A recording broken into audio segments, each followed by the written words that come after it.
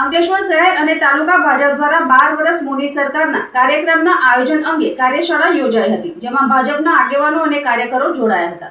અંકલેશ્વર શહેરમાં શારદા ભવન ખાતે યોજાયેલ આ કાર્યશાળામાં ભરૂચ જિલ્લા ભાજપના મહામંત્રી જિગ્નેશ મિસ્ત્રી, પરેશ પટેલ ખાસ ઉપસ્થિત રહ્યા હતા।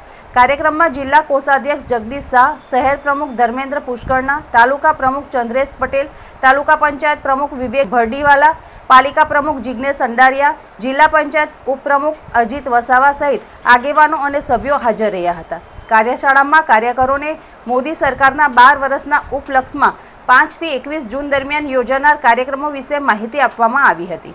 કાર્યક્રમમાં વૃક્ષારોપણ, સ્વચ્છતા અભિયાન, પ્રતિષ્ઠિત વ્યક્તિ સંપર્ક અભિયાન, પ્રગતિ પથ યાત્રા અને વિકસિત ભારત સંકલ્પ સંમેલન જેવા આયોજનોનો સમાવેશ થાય છે।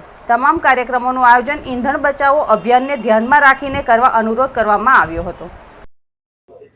આજરોજ અંકલેશ્વર તાલુકો અને અંકલેશ્વર નગરપાલિકાની જે અવિરત 12 વર્ષ આપણા લોકપ્રિય વડાપ્રધાન સન્માનીય નરેન્દ્રભાઈ મોદીજીએ જે દેશના વડાપ્રધાન તરીકે જે કામ કર્યા છે એના અનુસંધાનમાં આ કાર્યશાળાનું આયોજન કર્યું છે।